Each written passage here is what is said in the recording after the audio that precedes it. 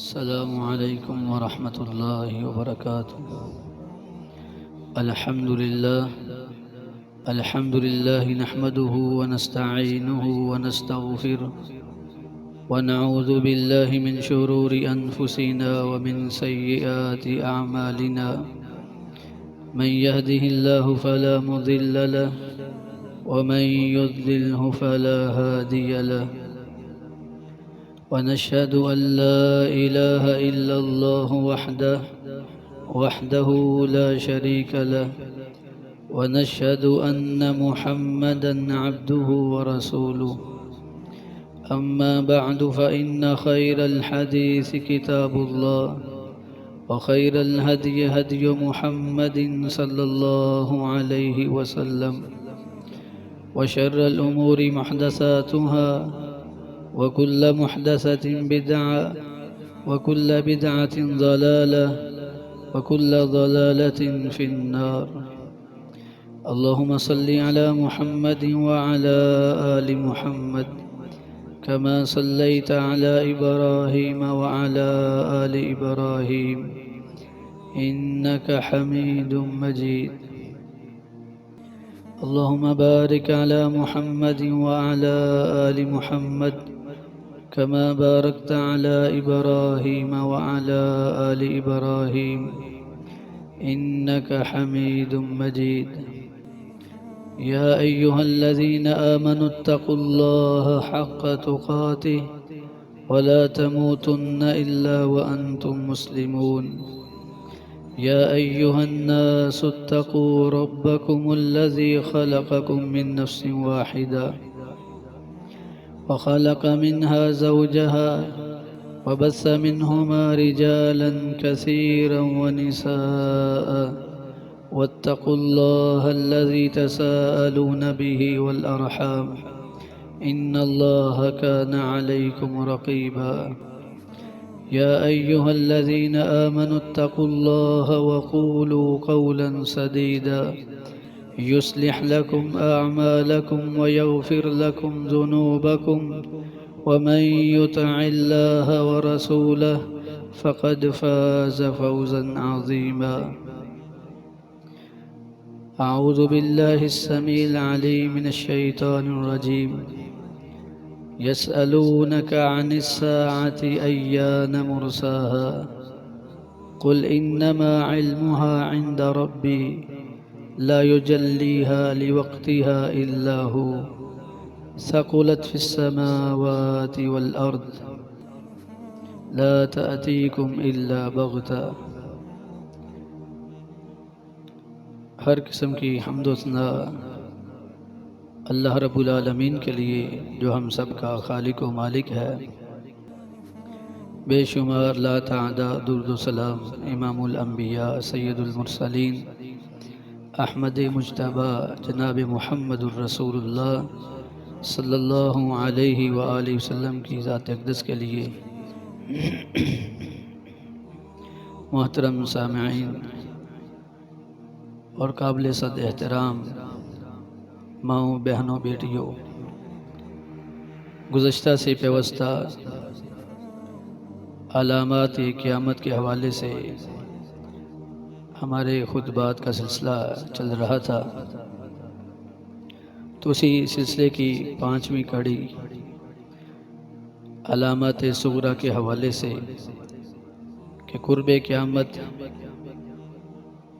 جو چھوٹی علامتیں نمودار ہوں گی، اس حوالے سے بات ہو رہی تھی. اللہ مجھے کتاب و سنت کی روشنی میں حق سچ بیان کرنے کی توفیق عطا فرمائے، اور ہمیں آنے والے خطرات، آنے والے فتنوں سے محفوظ فرمائے، اور ہم سب کے ایمان کی سلامتی فرمائے. قیامت کی علامت صغریٰ میں ایک علامت ظلم و ستم کرنے والے حکمرانوں کا آنا، جو لوگوں پر ظلم و زیادتیاں کریں گے اور حالات انتہائی سخت ہو جائیں گے. پیارے پیغمبر علیہ السلام کا فرمان، یخرج رجال من هذه الامہ فی آخر الزمان، زمانے کے آخر میں اس امت میں ایسے لوگ آئیں گے معصیات کانہا اذناب البقر، ایسے ظلم و ستم کرنے والے ہوں گے کہ ان کے ہاتھوں میں چھانٹے ہوں گے، جیسے گائے کی دم ہوتی ہے۔ یغدون فی سخط اللہ ویروحون فی غضب، ان کی صبح بھی اللہ کی ناراضگی میں گزرے گی اور ان کی شام بھی اللہ کی ناراضگی میں۔ اور ایک دوسری روایت میں فرمایا کہ یغدون فی غضب اللہ ویروحون فی لعنتی، کہ ان کی صبح اللہ کے غصے میں اور ان کی شام اللہ کی لعنت میں گزرے گی۔ وہ لوگ، وہ حکمران جو اپنی رعایا پر ظلم و ستم کرتے ہیں، سختیاں کرتے ہیں، ان کے حوالے سے رسول اللہ صلی اللہ علیہ وسلم نے پیشین گوئی فرمائی کہ قرب قیامت ایسے حکمران آئیں گے جو لوگوں پر سختیاں کریں گے اور معاملہ دن بدن سخت سے سخت ترین ہوتا چلا جائے گا۔ اور ایک روایت جس کی سند میں کمزوری ہے، فرمایا کہ لا یزداد الامر الا شدہ، کہ معاملہ انتہائی سخت ہو جائے گا، گزرانے زندگی تنگ ہو جائے گی۔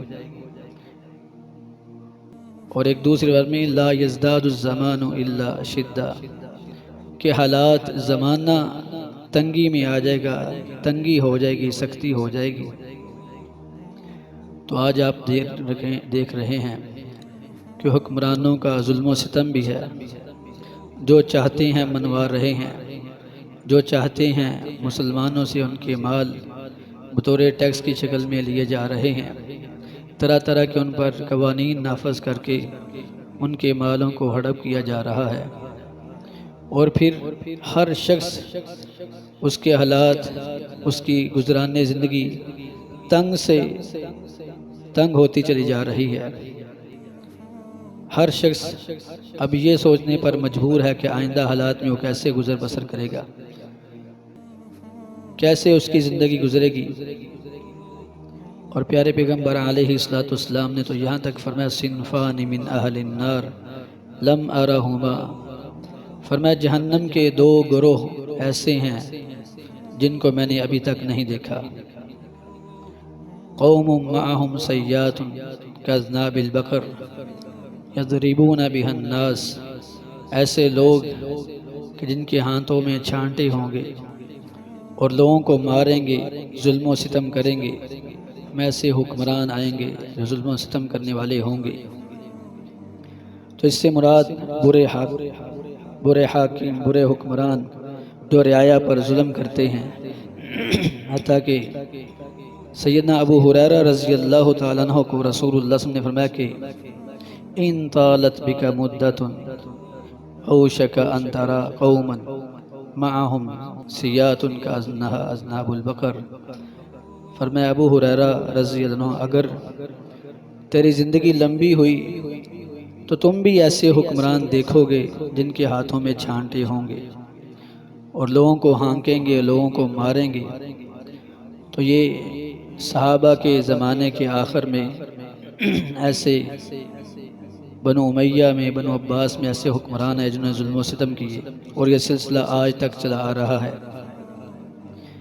حضرت انس بن مالک رضی اللہ عنہ نماز پڑھ کے فارغ ہوئے تھے، خادم رسول صلی اللہ علیہ وسلم، کچھ لوگ ان کے پاس آئے اور حالات کی تنگی کا، حالات کی سختی کا شکوہ کیا۔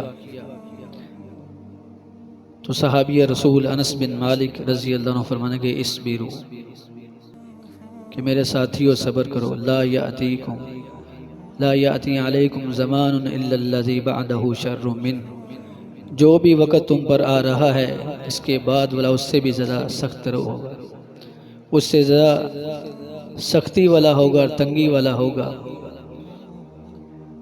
حتیٰ تلقوا ربکم، حتیٰ کہ تمہاری ملاقات تمہارے رب سے ہوگی۔ دن بدن یہ حالات سخت سے سخت ترین ہوتے چلے جائیں گے، حتیٰ کہ تم اپنے رب سے جا ملو گے۔ ھذا سمعتہ من نبیکم صلی اللہ علیہ وسلم، فرمانے لگے کہ یہ بات میں نے رسول اللہ صلی اللہ علیہ وسلم سے سنی ہے۔ تو اگر اس وقت حالات کی تنگی تھی تو اب حالات کیوں نہ تنگ ہوں گے، کیوں نہ سختیاں آئیں گی۔ جبکہ ہر طرف برائی ہے، برائی کا دور دورہ ہے، نیکی کرنے والا کوئی کوئی ہے، نیکی کو چاہنے والا کوئی کوئی ہے۔ اور پھر ایک کمزور روایت میں یہاں تک فرمایا کما تکونون یکون علیکم الامراء، جیسے تم ہوگے ویسے ہی تم پر حکمران مسلط کر دیے جائیں گے۔ تو ہم میں سے ہر شخص کو اپنی اصلاح کرنی ہوگی۔ ہر شخص اس کا زندگی کا دائرہ ہر لحاظ سے، ہر پہلو کے لحاظ سے تنگ ہوتا چلا جا رہا ہے۔ اگر اپنی وہ تجارت کو دیکھے، اپنی معیشت کو دیکھے تو اس میں بھی تنگی آ رہی ہے، گھریلو معاملات میں دیکھے تو اس میں بھی تنگی آ رہی ہے، دن بدن اولاد کی والدین سے نفرت بڑھتی چلی جا رہی ہے، حالات زیادہ سے زیادہ تنگی طرف پلٹ رہے ہیں۔ ان حالات میں بھی جو شخص اللہ کی طرف رجوع کرے گا، تقوی پرہیزگاری کو اپنائے گا، وَمَن يَتَّقِ اللَّهَ يَجْعَل لَّهُ مَخْرَجًا، جو اللہ سے ڈرے گا، تقوی پرہیزگاری کو اپنا لے گا تو اللہ اس کے لیے نکلنے کا راستہ ضرور بنا دے گا۔ اللہ کے وعدے سچے ہیں، اللہ نے جو قانون بنائے ہیں وہ اپنی جگہ بالکل برحق اور سچ ہیں۔ اس لیے جب ہم اپنے معاملات کو اللہ کے سپرد کر دیں گے اور اپنے اعمال کی اصلاح کر لیں گے تو یقیناً اللہ ہمارے لیے آسانیاں پیدا فرمائے گا۔ تو ہمیں خود کوشش کرنا ہوگی۔ دوسری قیامت کی علامات میں سے جو رسول اللہ صلی اللہ علیہ وسلم نے قیامت کی علامت بیان کی، علامت صغریٰ میں سے فرمایا کہ سابقہ امتوں کی پیروی، جو پہلی امتوں نے کیا وہی یہ امت کرے گی۔ فرمایا لا تقوم الساعة حتى تأخذ امتی بأخذ القرون قبلها شبرا بشبر وذراعا بذراع، فرمایا کہ قیامت اتنی دیر تک قائم نہیں ہوگی حتیٰ کہ میری یہ امت سابقہ امتوں کی پیروی کرے اور ان کے نقش قدم پر چلے گی۔ اور ایک بار میں لَتَتَّبِعُنَّ سَنَنَ مَنْ كَانَ قَبْلَكُمْ حَذْوَ النَّعْلِ بِالنَّعْلِ، اور کہیں فرمایا شِبْرًا بِشِبْرٍ وَذِرَاعًا بِذِرَاعٍ، کہ تم پہلی امتوں کے طور طریقوں کو اپناؤ گے، جو کام انہوں نے کیے تم بھی وہی کام کرو گے۔ قیامت اتنی دیر تک قائم نہیں ہوگی جب تک میری امت سابقہ امتوں کے طور طریقوں کو اپنا نہیں لے گی۔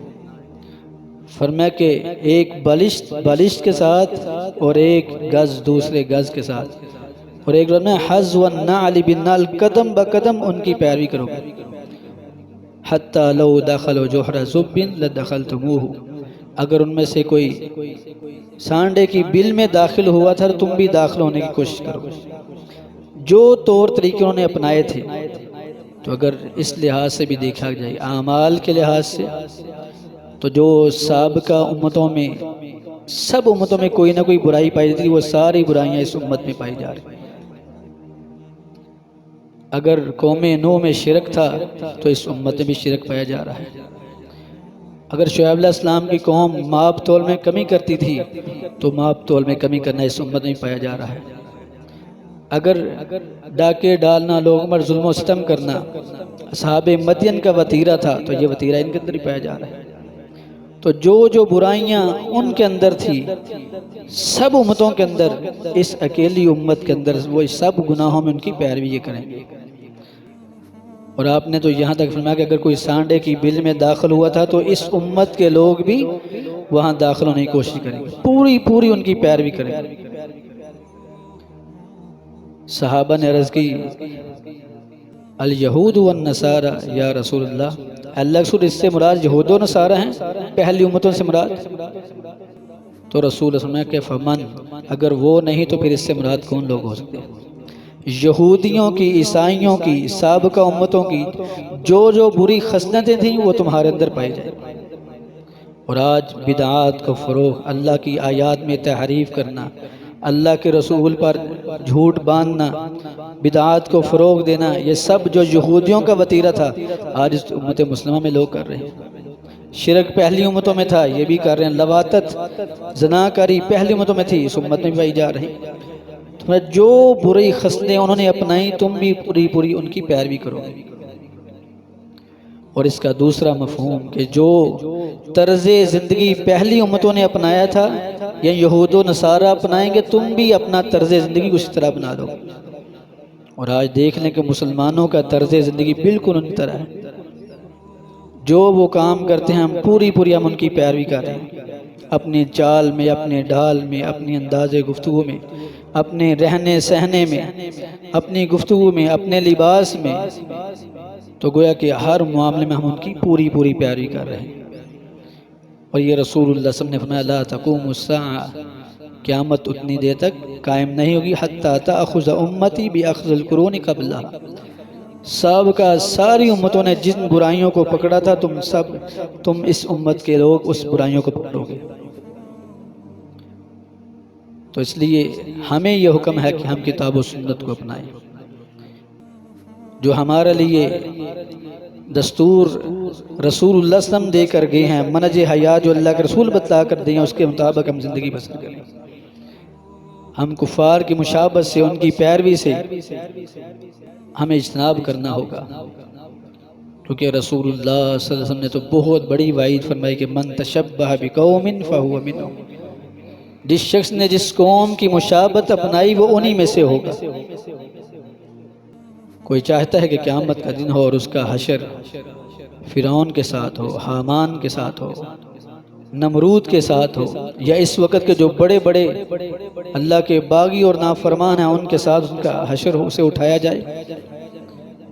تو اس لیے ہمیں رسول اللہ صلی اللہ علیہ وسلم کے بتلائے ہوئے طریقے کے مطابق زندگی بسر کرنا ہوگا، سنت کو اپنانا ہوگا، بدعات کو چھوڑنا ہوگا، یہود و نصارہ کی پیروی سے بچنا ہوگا۔ تو یہ دوسری علامت کہ سابقہ امتوں کی پیروی۔ تیسری علامت رسول اللہ صلی اللہ علیہ وسلم نے فرمایا کہ ان من اشراط الساعۃ ان یسلم الرجل علی الرجل لا یسلم علیہ الا للمعرفہ، کہ قیامت اتنی دیر تک، قیامت کی علامات میں سے ایک علامت یہ بھی ہے کہ ایک آدمی دوسرے آدمی سے سلام لے گا اور صرف سلام کی بنیاد صرف پہچان ہوگی، کہ لوگ جان پہچان والے کو سلام کہیں گے، سلام چھوڑ دیا جائے گا، جس کو جانتے ہوں گے اس کو صرف سلام کہیں گے۔ اور ایک بار میں ان من بین یدی الساعۃ تسلیم الخاصہ، فرمایا قرب قیامت صرف خاص لوگوں کو سلام دیا جائے گا، خاص لوگوں سے لوگ سلام کہیں گے، عام کسی کو سلام نہیں کہیں گے۔ جبکہ رسول اللہ صلی اللہ علیہ وسلم نے تو فرمایا کہ افشوا السلام بینکم، آپس میں سلام کو عام کرو۔ اور ایک روایت میں رسول اللہ صلی اللہ علیہ وسلم نے فرمایا کہ